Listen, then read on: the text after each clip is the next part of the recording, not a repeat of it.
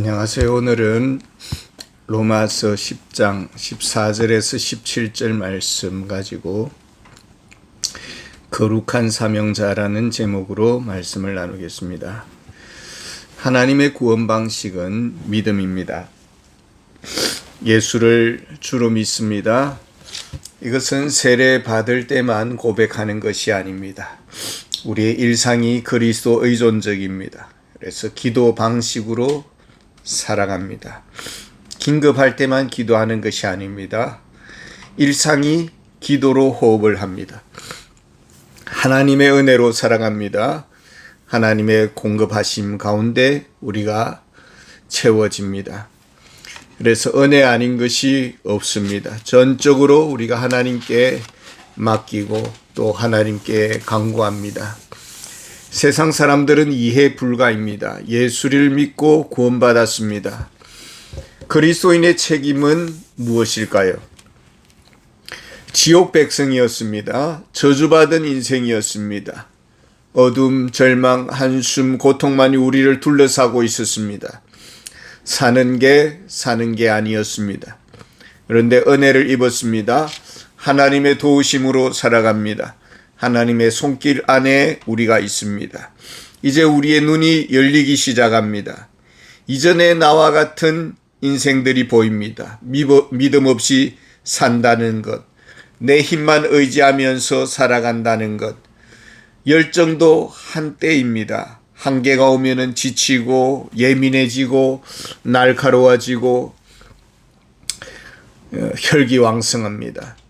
그리고 사소한 것에 목숨을 겁니다. 마귀의 노예로 살았습니다. 버려진 인생이었습니다. 이제 달라졌습니다. 이제는 위를 바라봅니다. 스치는 바람에도 하나님의 사랑을 느낍니다. 하나님이 가까이 계십니다. 내 영혼의 동반자가 되십니다. 지원군이 되시고 이제는 외톨이가 아닙니다. 교회는 영적인 가족이요 믿음의 형제입니다. 아낌없는 응원이 있습니다. 위로가 있습니다. 그러다 보니 깊은 우울증이 사라졌고 또 낙심의 습관이 떠나가 버렸습니다. 범사에 감사할 뿐입니다. 사랑을 받고 있습니다. 하나님의 자녀의 권세를 누립니다. 무엇이든지 구하고 숨김없이 아뢰입니다. 우리 주변에 믿음의 세계 밖에 있는 사람들이 있습니다. 과거에 우리의 모습을 보는 것 같습니다. 주님은 우리에게 사명을 주셨습니다. 오직 성령이 너희에게 임하시면 너희가 권능을 받고 예루살렘과 온 유대와 사마리아와 땅끝까지 이르는 내 증인이 되리라. 너희는 가서 모든 민족으로 제자를 삼아 아버지와 아들과 성령의 이름으로 세례를 베풀고 내가 너희에게 분부한 모든 것을 가르쳐 지키게 하라. 오늘 그 말씀이 14절에 있습니다. 그런즉 그들이 믿지 아니하는 일을 어찌 부르리요? 듣지도 못한 일을 어찌 믿으리요? 전파하는 자가 없이 어찌 들으리요? 영혼의 고아가 예수님을 만났습니다. 주님이라고 부릅니다. 행복을 알게 되었습니다. 하나님을 내 아버지, 아바 아버지라고 부릅니다. 영적인 축복을 누립니다. 보장된 미래가 약속되어 있습니다. 이웃을 품는 그리스도인이 되었습니다.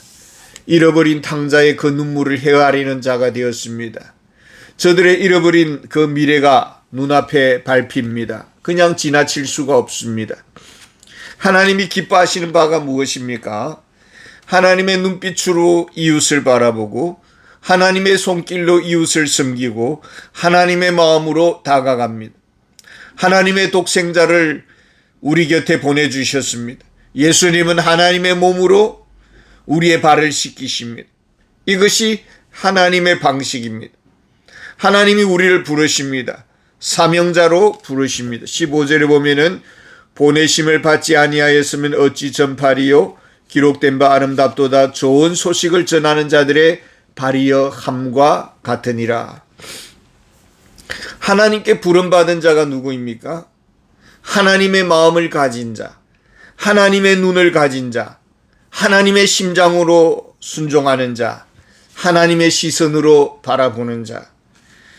자녀들이 있었습니다. 유복한 가정이었습니다.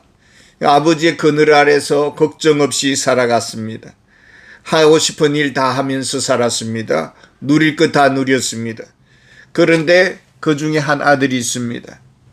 아버지가 위기를 맞이하고 주변으로부터 공격을 받고 신변의 위협을 받습니다. 아버지의 과업이 흔들리기 시작합니다. 처음에는 아버지의 일에 관심이 없었습니다마는 이 위기를 보면서 위험을 무릅쓰고 병상에 누워있는 아버지를 지키면서 제가 아버지를 곁에 있겠습니다. 지키겠습니다라고 하면서 이 어려운 문제들을 하나하나 처리해 가는 것을 볼 수 있습니다. 바로 이 장면이 영화 대부에서 볼 수가 있습니다. 막내 아들은 아버지와 그 가업을 지키기 위해서 자기 꿈도 접고 어려운 수고를 마다하지 않습니다. 부르심을 받은 그리스도인, 사명자는 하나님의 발이 됩니다. 하나님은 요나를 부르십니다. 아수리아의 수도 니느웨에 가서 선교사로 파송을 받았습니다. 그러나 요나는 하나님의 복은 좋아하지만은 하나님의 사명에는 관심이 없었습니다. 선교사님들을 볼 때에 내 일로 여겨집니까? 주의 사역을 볼 때에 내 일로 여겨집니까? 그리스도인은 아버지의 마음을 가져야 합니다. 아버지의 손이 되고 아버지의 발이 되고 아버지의 입이 되고 거룩한 사명자는 사람입니다.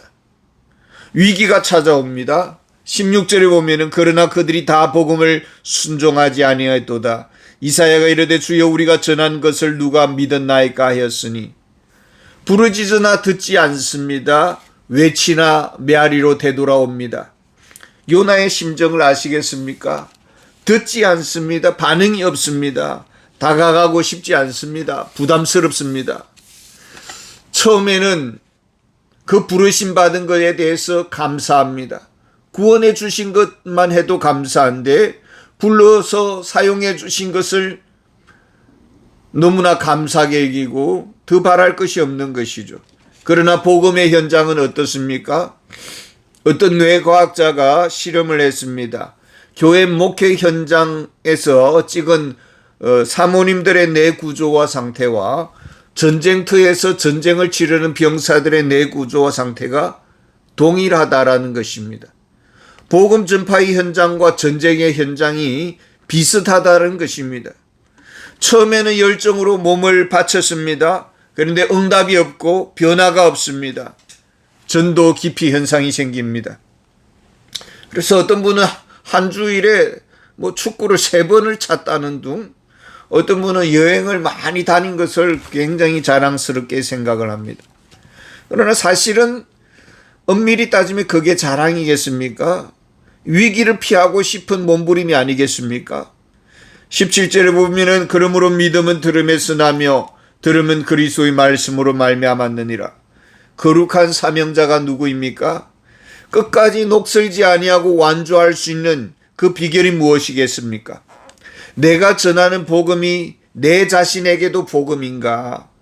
내가 전하는 복음을 먼저 내 자신에게 그 복음이 내 자신을 치유하는가? 세상은 모두 짜다, 싱겁다, 맵다 말들이 많습니다. 그러나 요리사는 자신이 만든 요리에 스스로 만족할 수 있어야 됩니다. 자부심이 있어야 되고, 그리고 내가 먼저 맛을 보아야 되고, 내가 배불러서 살이 쪄야 합니다. 진정 설교의 평가는 누구입니까? 누가 합니까?